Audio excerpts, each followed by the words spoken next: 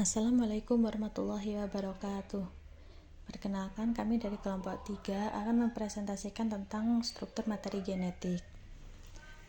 Sebelum itu, akan saya perkenalkan dulu anggota dari kelompok kami, yaitu saya sendiri, Laila Nur Azizah, bersama rekan saya, Amirah Aisyah dan Hizkia Klianta Pinem. Pada presentasi kali ini, kami akan membahas tentang 3 hal. Yang pertama yaitu asam nukleat sebagai materi genetik, yang kedua fungsi materi genetik, dan yang ketiga adalah kromosom pada makhluk hidup. Yang pertama yaitu asam nukleat sebagai materi genetik. Asam nukleat merupakan salah satu makromolekul yang memegang peranan sangat penting dalam kehidupan organisme karena di dalamnya tersimpan informasi genetik. Asam nukleat sering dinamakan juga polinukleotida karena tersusun dari sejumlah molekul nukleotida sebagai monomernya.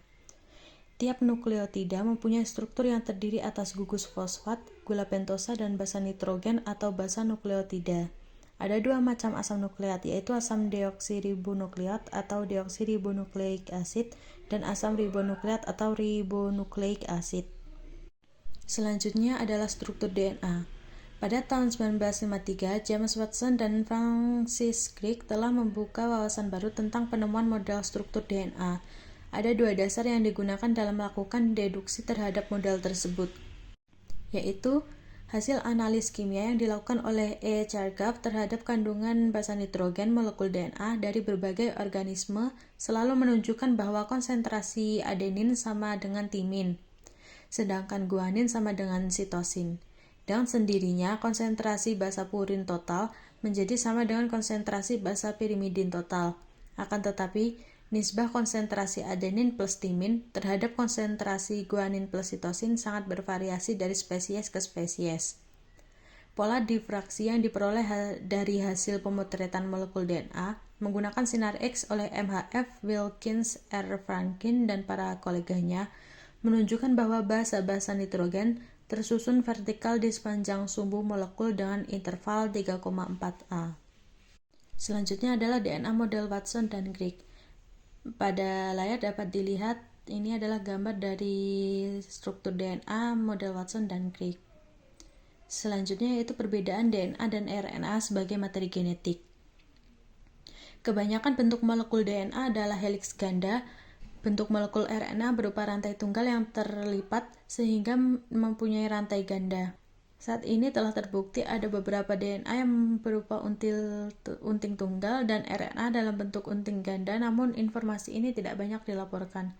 Misalnya pada beberapa virus tanaman, RNA merupakan pita double namun tidak terpilih sebagai spiral. Susunan kimia molekul RNA juga merupakan polimer nukleotida. Perbedaannya dengan DNA yaitu gula yang menyusunnya bukan deoksiribosa melainkan ribosa. Basa pirimidin yang menyusunnya bukan timin seperti DNA tetapi urasil. RNA mengandung basa adenin, guanin, dan sitosin seperti DNA tetapi tidak mengandung timin. Sebagai gantinya, RNA mengandung urasil. Jumlah guanin dalam molekul RNA tidak perlu sama dengan sitosin. Demikian pula jumlah adenin tidak perlu sama dengan urasil. Yang selanjutnya yaitu fungsi materi genetik. Materi genetik harus mampu menyimpan informasi genetik dan dengan tepat dapat meneruskan informasi tersebut dari tetua kepada keturunannya dari generasi ke generasi. Fungsi ini merupakan fungsi genotipik yang dilaksanakan melalui replikasi. Materi genetik harus mengatur pengembangan fenotip organisme. Artinya materi genetik harus mengarahkan pertumbuhan dan diferensiasi organisme mulai dari zigot hingga individu dewasa. Fungsi ini merupakan fungsi fenotipik yang dilaksanakan melalui ekspresi gen. Materi genetik sewaktu-waktu harus dapat mengalami perubahan sehingga organisme yang bersangkutan akan mampu beradaptasi dengan kondisi lingkungan yang berubah. Tanpa perubahan semacam ini, evolusi tidak akan pernah berlangsung. Fungsi ini merupakan fungsi evolusioner yang dilaksanakan melalui peristiwa mutasi. Kromosom pada makhluk hidup. Kromosom pertama kali ditemukan pada kelompok makhluk hidup eukariot. Kromosom terkait dengan materi genetik. Saat ini telah diketahui kromosom tidak hanya dimiliki oleh kelompok makhluk hidup eukariot, tetapi juga ditemukan pada makhluk hidup prokariot. Kromosom dan struktur kromosom pada kelompok prokariot. Kromosom pada kelompok prokariot berupa molekul DNA atau mengandung sejumlah glen yang bergabung dengan protein tertentu, bukan histone yang disebut juga dengan nukleot. Nukleot digambarkan sebagai molekul telanjang atau tanpa protein dan tidak memiliki morfologi yang kompleks seperti pada materi genetik eukaryot. Berkenaan dengan E. coli sebelum 1976 memang ada dugaan menyatakan kromosom E. coli hanya tersusun dari molekul DNA telanjang, tetapi dewasa ini sudah diketahui bahwa kromosom tersebut terdiri dari molekul DNA yang bergabung dengan beberapa macam protein tertentu dan RNA. Protein dan DNA itulah yang menyebabkan kromosom E. coli berada dalam kondisi sangat terkondensasi. Penelitian lebih lanjut dilakukan menunjukkan hasil bahwa materi genetik atau kromosom prokariot berbentuk gulungan-gulungan di dalam sel. Supercoil terjadi jika ada perputaran tambahan ke dalam pengganti DNA 2 helix disebut supercoil positif. Jika putaran dihilangkan disebut supercoil negatif. Enzim yang mengontrol supercoil yaitu DNA gliase dan DNA toposomerase. Kromosom atau materi genetik pada organel eukaryot. DNA mitokondria mengandung DNA dalam jumlah yang kecil dibandingkan DNA pada inti sel. Struktur kromosom. Mitokondria berupa molekul DNA anting ganda yang sangat melilit, tidak berasosiasi dengan protein semacam histon. DNA kloroplast. Kromosom kloroplast berupa DNA anting ganda telanjang tanpa asosiasi dengan protein struktur tertentu dan sangat melilit.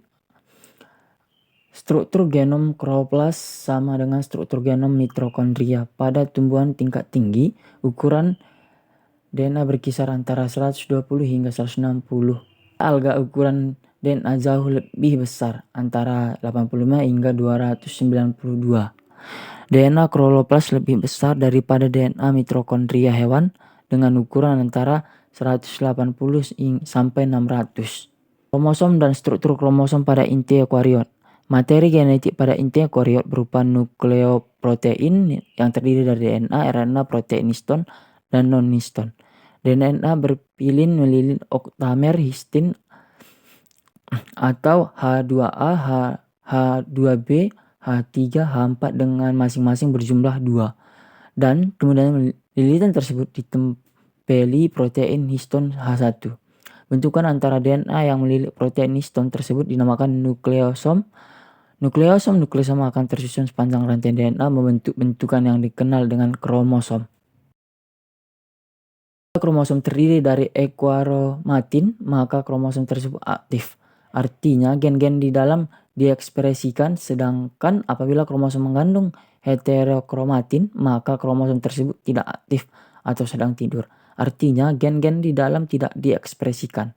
Daerah ekwaromatin dapat menjadi daerah heterokromatin dan sebaliknya. Heterokromatin dapat menjadi daerah ekromatin.